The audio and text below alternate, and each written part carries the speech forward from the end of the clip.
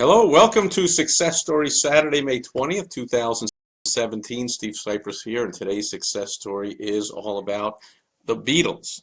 Now, that does not mean I'm going to play any musical instruments because you do not want to hear that. I'm not going to sing. You definitely don't want to hear that either.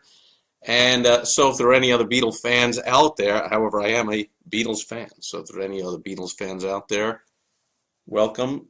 You have a kindred spirit here. They've been my favorite group my whole life. And first, as always, I share my Rhino of the day. And today is my Animal Friends Rhino, complete with the playing card. And this is for ages 4 and up, as you can clearly see. Therefore, it is good for me. But the reason I use that as today's Rhino of the day is because when I was age 4 is when the Beatles released their first ever single, their first record in the United States, I Want to Hold Your Hand, and it shot up to #1, and Beatlemania went off from there and went into craziness. And so as a kid, I had the walls covered with every Beatles poster, and I had every Beatles album, and I just played them over and over and over and over, and friends would come over and we would play them, and we would argue about which one to play next and which side to play of which album. And I've always loved games and contests and competition and puzzles, and so somebody gave me the complete Beatles quiz book over 40 years ago, and I still have my copy, and I did go crazy on this thing and had to take all of the quizzes and fill in all the crosswords, and what was that one, figure out which Beatle has which nose I even had to pick. And so this was there. I was picking which Beatle had which nose. So I was definitely struck by Beatlemania even as a kid, but now as an adult and as an entrepreneur and as a guide and a mentor and a consultant and a business partner with many successful entrepreneurs, I look at them from that viewpoint, especially here on Success Story Saturday, that theirs is a tremendous entrepreneurial story. So I was not always rolling in the dough and having unbelievable successes as an entrepreneur. Had ups and downs, had the tough times. I know what it's like. I did 9 years of door-to-door sales. I know what it's like that to have a day where if you don't sell, you don't eat that day. If you don't sell enough that week to pay the rent, I got evicted $40 a week room in a boarding house. So I know what that's like. And the Beatles had a similar experience early on. They were a bunch of kids that met in high school, but there were several that came and went till they put the group together, and then they would take any gig they got, and they would sing anywhere. They even traveled to Germany. They're from England. They're from a blue-collar, factory, working-class town. Another important key aspect to their success is their work ethic.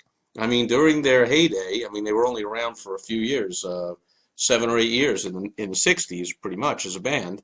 But for a few years there, they just worked their tails off. They were constantly producing records. They were on the road, traveling.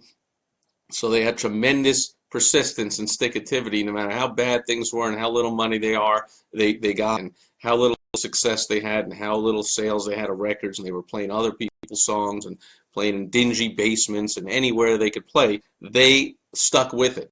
So that's one thing you can learn from the Beatles as an entrepreneur, is that persistence, that stick-activity. You have a goal, you have a dream, you stick with it. Another thing they did is they made their work fun. They did something they loved to do. They were playing music, they were on stage, they were getting cheers and accolades, and the girls chased them around as they made famous in their movies and whatever. So they were having fun with what they do. I'm not saying as an entrepreneur that you're going to go and walk around and say, gee, I'm the plumber, and girls running after you.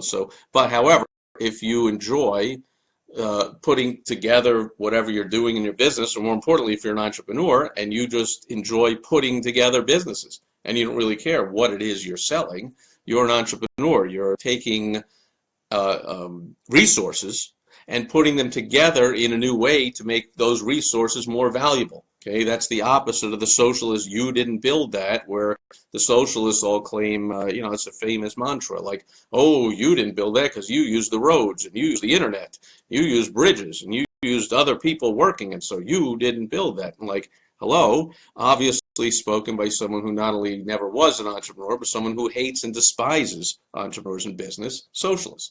Because sure, we're using the roads and the internet, but everybody else. So is the 87% of people that are not entrepreneurs.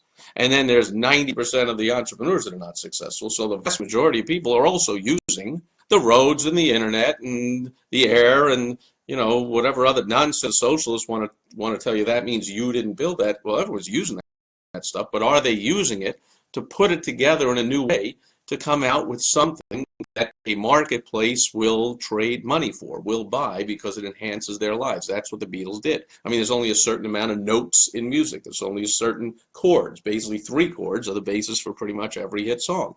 But they took those chords and they took those songs and they took, there's so many bands that are playing gigs and playing here and doing this. They took all that and they put it together in a new way. So they were extremely innovative.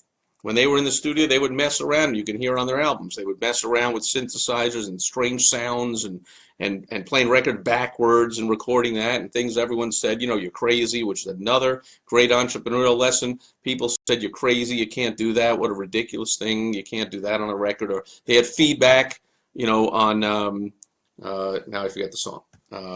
Boy, see, it's been a year since I've really been a Beatlemaniac. But I Feel Fine, was it? Or whatever. It started out with feedback. So that was a mistake when they first did it. And then they said, hey, that sounds cool. Let's leave it in.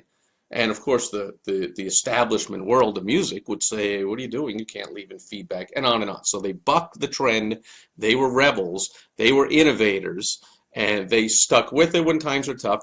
And the real turning point came when they got the right help. They brought in Brian Epstein, who really did some, got them together with a unified message, got them all the same haircut, got them all the same suit, got them, shaking their heads together and choreographing some stuff so that they pretty much branded themselves as this happy, loving, cool bunch of kids.